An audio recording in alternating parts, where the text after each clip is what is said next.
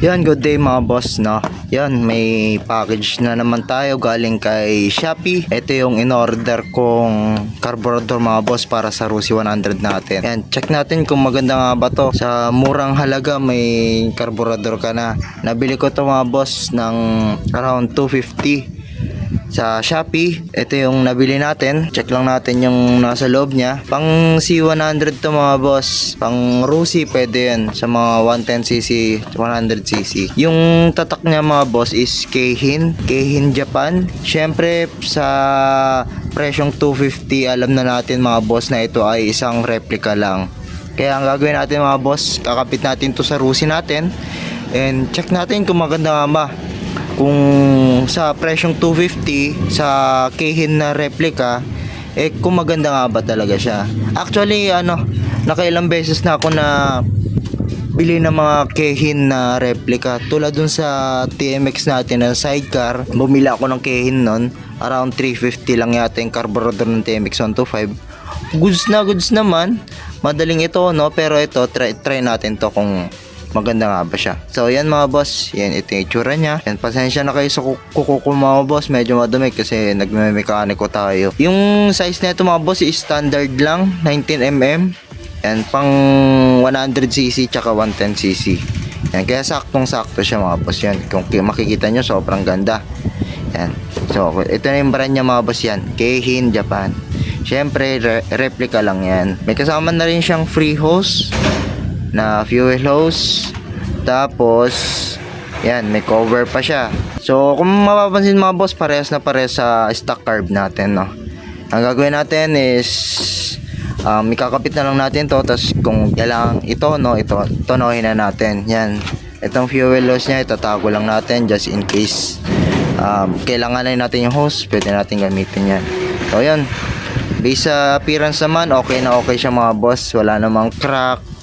Check natin mamaya kung kung baka may leak to or what, para masabi natin kung okay nga ba to. Kung may leak naman to, madali lang naman palitan kasi repair kit lang naman. Ang mahalaga bago yung carb. Magpapalit lang ako ng carb kasi naisipan ko lang. Wala nang problema yung carb natin, maliban sa medyo madumi na at matagal na. Yan, madumi lang.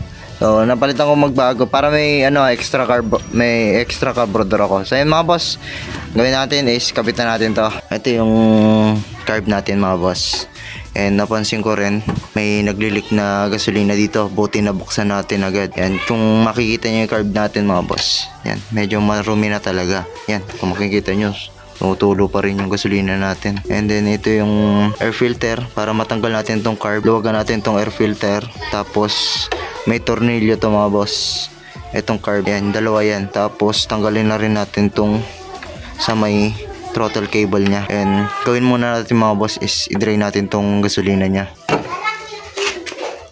Yan mga boss, nahugot na natin yung stock carb natin. Yan, kung mapapansin nyo mga boss, sobrang dami ng pinagdaanan na itong carburetor na to, no? Yan, may mga bahid pa ng gasket maker pati dito sa ilalim. Kasi may mga time na nagkalik to, hindi ko lang napalitan ng repair kit, kaya ginawa ko ng paraan. Yan, kung makikita nyo, dami talagang pinagdaanan. Sobrang dumi na. Pero all goods pa ito mga boss. Ang gagawin natin, i-compare natin siya. Yan, ito yung bago. Tapos ito yung stock carb. Parehas na parehas mga boss. Hindi lang natin masukat yung yung bunganga na itong carb. Yan, gawin natin is patong lang natin kung parehas. Yan, kung mapapansin nyo mga boss, sobrang parehas siya. Parehas na parehas. Bagong bago nga lang tong syempre. Tapos dito, halos parehas lang din yung butas. Same size. Wala kasi tayong yung yung vernier caliper para masukat natin. Pero almost the same naman mga boss. Pang C100. Ang tanong dito mga boss, kung papasok tong throttle cable. Sa tingin ko parehas lang naman Check natin. Kung pasok to, ibig sabihin pasok to mga boss. Kasi may mga time na hindi parehas yung sa throttle cable. Yun, pasok siya mga boss. Yan. So magagamit natin to, tatanggalin natin. Since magpapalit din naman tayo ng carb, palitan lang din natin to. Yan mga boss, appearance niya parehas na parehas mga boss. Maliban dito may number pa. Yung spring niya okay din. Yung air fuel screw nandito okay. Yan mga boss, gawin natin ay kapit na natin tong bago. Tapos tago na natin tong luma. Kita natin tong bagong throttle cable niya. yung ito, yung cylinder. Ito yung pinaglumaan. Yan. Tapos to. Yan, tatago rin natin to mga boss para just in case. Pero yan. Naikabitan natin. Kabitan natin yung carburetor mismo. Yan. Bago natin ikabit yung carb, make sure na yung itong plastic na to, ito yung naghahati sa manifold tapos sa carb. Parang insulator niya. Yan. Make sure na tugma sila. So far, tugma naman. Yan. Sakto sa butas, tapos at the same time hindi naman totally na tatakpan yung butas ng carb. So okay yan. Okay, ikabit na natin. Ito na siya mga boss, na ikabit na natin tong bagong carb. Ang nakikita ko lang na problema dito is yung airbox natin. Yung goma niya medyo tumabingi siya. Yan, kung makikita nyo mga boss. Ibig sabihin di sentro yung ano. Pero gagawin natin mga boss kasi upgrade din tayo ng magpapalit din tayo ng filter, yung mushroom na, para mas malinis tignan. Pero yun, so far okay naman. Siguro may konting awang lang, pero yun, baka mapasukan kasi na dumi. Pero okay na okay yung fitment ng carb. Yan mga boss. Yan, naikabit na natin siya, na itornilyo na natin, naikpitan na natin pati itong sa may throttle cable nya. Ang gagawin na lang natin, kapit na lang natin itong sa may choke nya. Yan, ito yung choke cable. Yan, kapit na lang natin to dito. Huwag nyo kakalimutan tong choke mga boss, kasi pag hindi mag start sa umaga, hard start, magagamit nyo rin tong choke. Yan, kaya tanggalin nyo lang tong tornilyo, tapos lagay nyo lang siya dyan. Yan, may siya, dito siya nakalagay.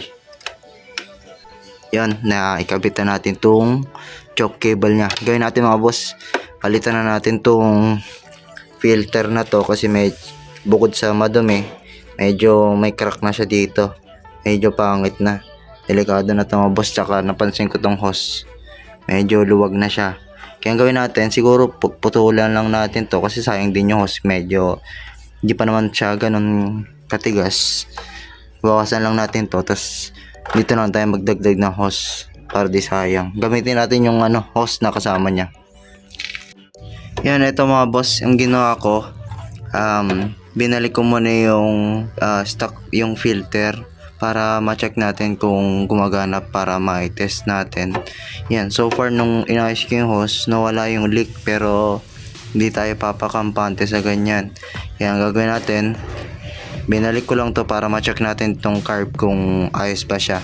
Yan, pinadaloy ko ng gasolina mga boss. So far wala naman akong nakikitang leak dito sa upon inspection. Dito sa may carb walang leak. And then kung mararamdaman ko na dito sa ilalim ng carb medyo malamig na, so indikasyon na yung gas is nandito na sa loob.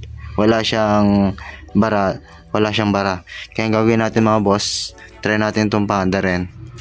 Yan, bago nyo paandarin mga boss, check nyo muna kung may mga leak, double check, baka kasi biglang lumiyab.